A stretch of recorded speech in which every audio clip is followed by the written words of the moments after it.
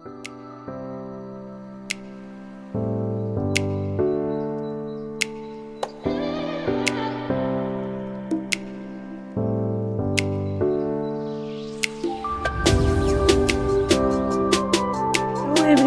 কেমন আছো? আশা করি সকলেই ভালো আছো। আমিও মোটামুটি, বেশি বলবো না, মোটামুটি ভালোই আছি। আর আমাদের জীবনে তো সুখ দুঃখ একের পর এক আসতেই থাকে। তো সব কিছু মিলিয়ে আমাদের জীবন, তাই না? তো এই তেমনই ওই যে সার্কেলটা চলতে থাকে, সুখ আর দুঃখ, এটার মাঝখান দিয়ে ভালোই আছি। আর আরেকটা কথা কি বলো তো, আমরা যতই দুঃখে থাকি না কেন, কেউ যদি সামনে থেকে আমাদেরকে জিজ্ঞাসা করে যে কেমন আছো, আমরা কিন্তু বরাবরই বলে থাকি ভালো আছি। কিন্তু সবসময় এই যে ভালো আছি কথাটার অন্তর্নিহিত অর্থ কিন্তু ভালো না, ভালো থাকি যে সবসময় তা না। ভেতরে অনেক কষ্ট চাপা থাকে, যেগুলো আমরা মানুষের সাথে শেয়ার করতে পারি না সমস্ত কিছু। তো আমারও অবস্থাটা তেমনই, কিন্তু শখের জিনিস হলো এই যে ব্লগ বানানো, বলতে পারো একটা, হ্যাঁ, শখের জিনিসই। তো এটা তোমাদের সাথে শেয়ার করতে ভালোবাসি। আর তোমরা যদি কিছু কমেন্টস করো তাহলে আরও ভালোবাসবো। তো সেটাই তোমাদের সাথে আবার আমার ডেইলি একটা রুটিন শেয়ার করতে চলে এলাম। সকালবেলার একটা রুটিন, ছেলে বলছে যে বেডশিটটাকে চেঞ্জ করতে। তো বেডশিট চেঞ্জ করবো, যেহেতু সমস্ত কিছুই চেঞ্জ করতে হবে, তাই না? মেয়ের আবদার। এই নতুন বেডশিটটা আনার পরে আমি আর মানে এটা আর বিছানায় পাতা হয়নি। তো আজকে এই জন্য রেডি করছি। এই যে দেখো, বালিশের কাভারগুলো চেঞ্জ করে নিতে হচ্ছে। তারপর ব্ল্যাঙ্কেটগুলোকে একটু গুছিয়ে নেব আর কি। তো বিছানাটাকে একটু সুন্দরভাবে গুছিয়ে নেওয়া যাক সকাল সকালই। আর আমি দেখতেই পাচ্ছ যে এখানে বালিশের কাভার দুটো ইউজ করছি, কারণ আমি বালিশগুলি অনলাইনে নিয়ে এসেছিলাম। তো আমার ঘরের যে বালিশ আছে এগুলো এত কমফোর্ট ফিল করি না আমি এগুলোর মধ্যে মাথা রেখে। তবে এইগুলোতে মানে শুয়ে বেশ আরাম পাই আমি, যদিও না বেশি একটা আরাম পাই। আর আমার ছেলে মেয়ে দুজনেই খুব ভালোবাসে।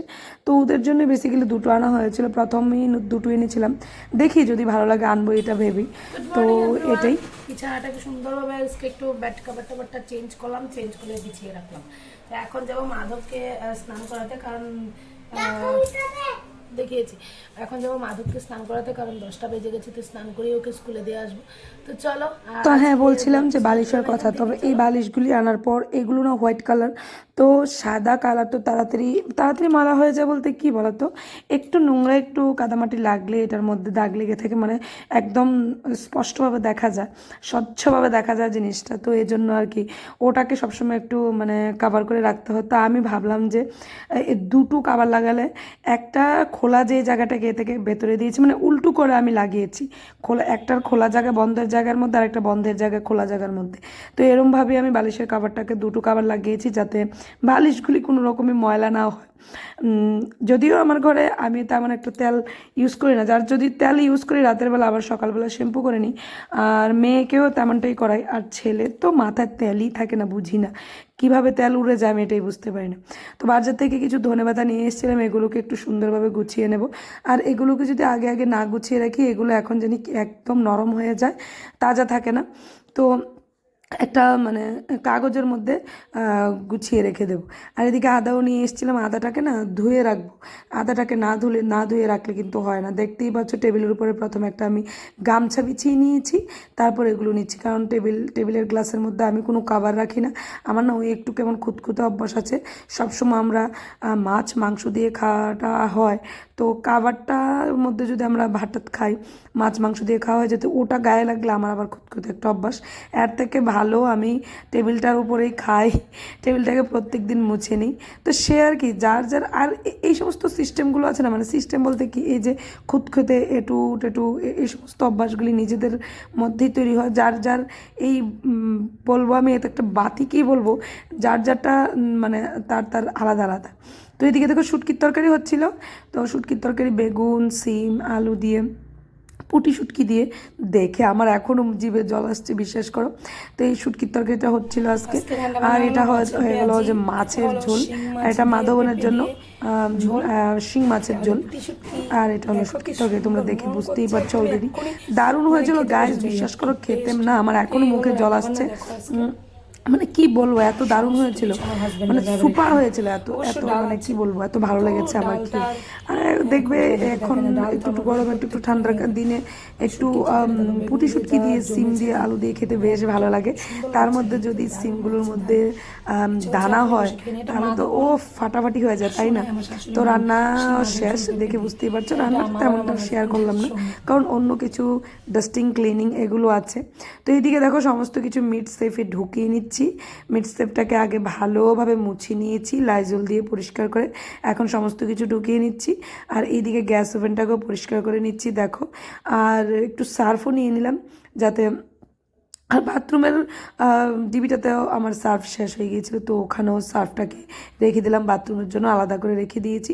সমস্ত কিছু ঠিকঠাক করে গুছিয়ে নেবো। রান্না হওয়ার শেষে আমি চেষ্টা করি রান্নাঘরটাকে তাড়াতাড়ি করে ক্লিন করে নিতে।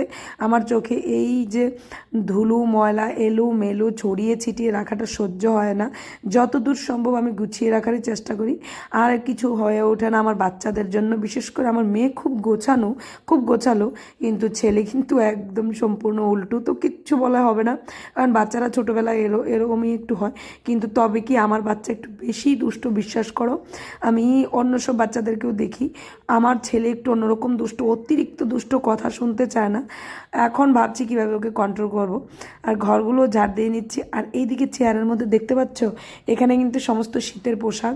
আমি আরেকদিন বলেছিলাম তোমাদেরকে যে আমি আমার শীতের পোশাকগুলো একটা চেয়ারের মধ্যে রেখেছি, ঝুড়ির মধ্যে রাখিনি, চেয়ারের মধ্যে থেকে নিয়েছি, চেয়ারের মধ্যে ধুয়ে রেখেছি, আবার চেয়ারের মধ্যে থেকে নিয়ে পড়েছি, রেখে দিয়েছি। কারণ কি বলতো, চেয়ারের মধ্যে থাকাকালীন আমি শীতের পোশাকগুলো আলাদাভাবে পেয়ে যাচ্ছি। এখন তো শীতকাল চলেই যাচ্ছে, মোটামুটি গরমে চলে আসছে, ভারী ভারী শীতের পোশাকের কোনো দরকার নেই। তো আস্তে আস্তে করে ধুয়ে না তুলে রেখে দেবো রোদ দিয়ে। তো একটা ইজি নিয়ে আসবো, নয়তো কমফোর্ট নিয়ে আসবো, এসে ভালোভাবে ধোয়াধুয়ি করে শুকিয়ে ভালো ভালো রোদে ভালো করে একদম কড়া রোদ লাগিয়ে তারপর মানে ওয়ার্ড্রোবে গুছিয়ে রেখে দেবো। আবার সে 1 বছরের পরে ঘুরে আসতে আসতে আর ভালো লাগে না, শীতকাল যে চলে যাচ্ছে না আমার ভালো লাগে না। আমি না শীতকালকে খুব ভালোবাসি। তবে একটু আধটু বলতে পারো তোমরা যে একদম হাড় কাঁপানো ঠান্ডাগুলিকে কে ভালোবাসে। তবে হ্যাঁ, হাড় কাঁপানো ঠান্ডার কথা বলিনি, তবে শীতকালটা আমার কেন জানি খুব পছন্দের, ভালো লাগে সত্যি কথা। গরমকালে না আমি একদম শান্তি পাই না সত্যি কথা। শীতকালে তুমি যতই ঠান্ডা থাকুক না কেন, কিন্তু তুমি ঘুমিয়ে খেয়ে একটু শান্তি পাবে, কিন্তু গরমকালে না তুমি খেয়ে শান্তি পাবে, না তুমি ঘুমিয়ে শান্তি পাবে। তবে এটা আমার মতামত, কিন্তু অন্যদের কি মতামত আমি এটা জানি না। এদিকে দেখো আমি জানলার মানে কাছে দাঁড়িয়ে বাইরে দেখছিলাম, ওদিকে একটা মা ছোট্ট একটা বাচ্চাকে নিয়ে এসেছিলো, আর দুটো বাচ্চাকে নিয়ে এসেছিলো জানো। একটা ছোটো বাচ্চাটাকে ওর বড় বাচ্চাটার কোলে দিয়েছিল, তো বড় বাচ্চাটার কোল থেকে না সাডেনলি ছোটো বাচ্চাটা পড়ে গেছে, পড়ে একটু মাথাতে ব্যথা পেয়েছে, এই জন্য মা বড় বাচ্চাটাকে খুব মানে বকাবাদ্য করছে। ওই জিনিসটা না আমি উপর থেকে দেখছিলাম, আমার না ছোট বাচ্চাটা থেকে বেশি বড় বাচ্চাটার প্রতি খুব মানে কষ্ট লাগছিল। মাঝে মধ্যে আমিও আমার মেয়েকে এরকম বকাবাদ্য করি মাধবের জন্য, তো ওটা রিয়েলাইজ করতে পারলাম, কষ্ট লাগছিল সত্যি। কথা বলতে এসেছি, ভাবছিলাম আজকে একটু পার্লার যাব, তো আর গেলাম না। দেখি সন্ধেবেলা যাওয়ার ইচ্ছা আছে, যাবো কিনা সন্ধেবেলা, দেখি যেতে পারি কিনা। তো এখন তো বেজে গেছে 12:30 পৌনে 1টা, মাধবকেও স্কুল থেকে আনা। তো হ্যাঁ, বলছিলাম তোমাদের সাথে যে পার্লারে যাব, বিশ্বাস করো অক্টোবর মাসে যে আমি পার্লারে গিয়েছিলাম, তারপরে আমি যাইনি। পার্লারে কখন যাব বলো তো, আমি একদম টাইমটাকে মেনটেন করতে পারছি না পার্লারে যাওয়ার জন্য।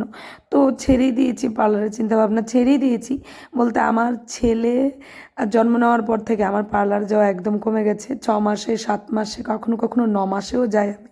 বিশেষ করে গাইজ তোমরা আমাকে দেখে বুঝতে পারবে আমার চুলের কী অবস্থা আর ব্রুর কী অবস্থা, তোমরা দেখে অবশ্যই বুঝতে পারো। যারা আমার মতন এরকম মা তারা সবাই বুঝবে আমার কষ্টটা সত্যি। অন্যরা হয়তো বা বুঝতে পারবে না, জানি না কারা কারা বুঝবে, কিন্তু আমি বুঝি। আমি প্রত্যেকটা এরকম ছোটো বাচ্চার মায়ের কষ্ট বুঝি, কারণ মা একটা মেয়ে যখন বিয়ে হয়ে যায় তখন তার দায়িত্বটা বেড়ে যায়। তবে হ্যাঁ, এর থেকে 4 গুণ বলতে কী বলবো, 1000 গুণ দায়িত্ব বেড়ে যায় যখন সে মা হয়ে যায়। মা হয়ে না আমরা সমস্ত কিছু স্যাক্রিফাইস করে দিই সত্যি। আমরা আমাদের নিজেদের জন্য ভাবতেও ভুলে যাই, বাচ্চাদের জন্য। তো ছোটোবেলা তো ওই জিনিসটা বুঝতাম না, আমাদের মা আমাদের জন্য কী করেছে। এখন না হারে হারে টের পাচ্ছি যে আমাদের মা আমাদের জন্য কী, আমাদের মা আমাদের জন্য এখন বুঝতে পারছি কত মূল্যবান। মানে মায়ের তুলনা না আর হয় না, বাবার তুলনাও হয় না সত্যি। বাবাও কত কষ্ট করে, মা বাবা দুজনই মানে মানে কি বলবো, বাবা যদি গাছের ছায়া হয়, বাবা যদি গাছ হয়, মা তাহলে গাছের ছায়া, এরম আর কি। মানে কি বলবো আর বলে বোঝাতে পারবো না। তো ওইটাই বলছিলাম যে আমার ছেলের জন্য আমি না আমার পার্লারও যেতে পারি না। তো বলেছি তোমাদেরকে যে যাব আমি বিকেলবেলা, দেখি পারি কিনা, কিন্তু যেতে পারিনি গাইজ, বিশ্বাস করো আমি যেতে পারিনি। তার উপরে এই এডিটিংয়ের কাজটাকে আমাকে আরও বিজি করে রাখে। তো এটা ছিল বিকেলবেলার মুহূর্ত, দেখে মনে হচ্ছে কিন্তু একদম রোদ ছিল, কিন্তু একদমই না। 5টার উপরে বেজে গিয়েছিল, মোটামুটি সন্ধ্যা হয়ে যাওয়ারও মানে 10 মিনিট পর সন্ধ্যা হয়ে গিয়েছিল। তো এটা আমি ব্ল্যাঙ্কেটটা আমি রোদে দিয়েছিলাম কারণ তুলে নেব, আমার হাজব্যান্ডের ব্ল্যাঙ্কেট এটা, আর ও এখন গায়ে দিতে হবে না, আমার ঘরে তো এমনিতেই গরম, তো তুলে নেব। তো এটাকে তুলে আমি আমার একটা ট্রলি আছে, ট্রলির মধ্যে রেখে দেবো। সবসময় আমি ট্রলিতেই রাখি এটা, এই ব্ল্যাঙ্কেটটা। তো ও আর গায়ে দেবে না, কারণ এখন মোটামুটি গরমই লাগছে। আর রাতের বেলা আমার ঘরে, বিশেষ করে আমার ঘরে কোনো কিছু গায়ে দিতে হয় না। বিশেষ করে গায়ে ভোর 3:30 4টা নাগাদ একটু যদি কিছু একটু গায়ে দিতে লাগে, নয়তো কিছুই আর গায়ে দিতে লাগে না। তো তেমনটাই আর কি, মানে গরমটা মোটামুটি আমার ঘরে পড়েই গেছে। তো মাধব ঘুম থেকে উঠে গেছে, তো ওর জন্য দুধ জাল দিতে হবে, দুধ খাওয়াতে হবে, দুধ বিস্কিট খাবে। দুধ বিস্কিট খাওয়ার পর একটু খেলাধুলা করবে, তারপর ও টিচারের বাড়ি আছে, তো ওকে একটু, তারপর আবার যাওয়ার আগে 2-3 ঘন্টা পর তারপর টিচারের বাড়ি যাওয়ার আগে ওকে একটু মানে অন্য কিছু একটু খাইয়ে দেবো, স্ন্যাক্স ট্যাক্স জাতীয়। কখনো ম্যাগি দিই, কখনো অন্য কিছু একটু দিয়ে দিই। তো ওটা খেয়ে, বা কেক টেক থাকলে ঘরে দিয়ে দিই। তো চলে গেছে। আর গাইজ বিশ্বাস করো, এই যে ভিডিওটা বানিয়েছিলাম আমি একদম খেয়াল করিনি, ক্যামেরাটা অন করে চলে গেছি রান্না করে। আমি বুঝতেই পারিনি যে আমার মাথা দেখা যাচ্ছিল না, আমি শ্যুটই করে যাচ্ছিলাম। তো রান্নাঘরে চলে এসেছি, কারেন্টও ছিল।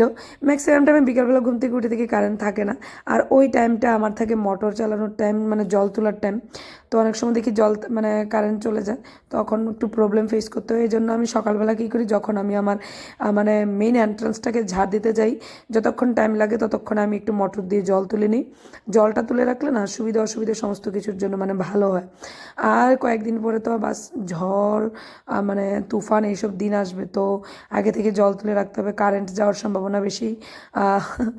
ইনভার্টারও চলে যায় কখনো কখনো, তো এরম অবস্থা হয়, তুফানে ট্রান্সমিটারও নষ্ট হয়ে যায়, তো ইনভার্টারও কত মানে সার্ভিস দেবে।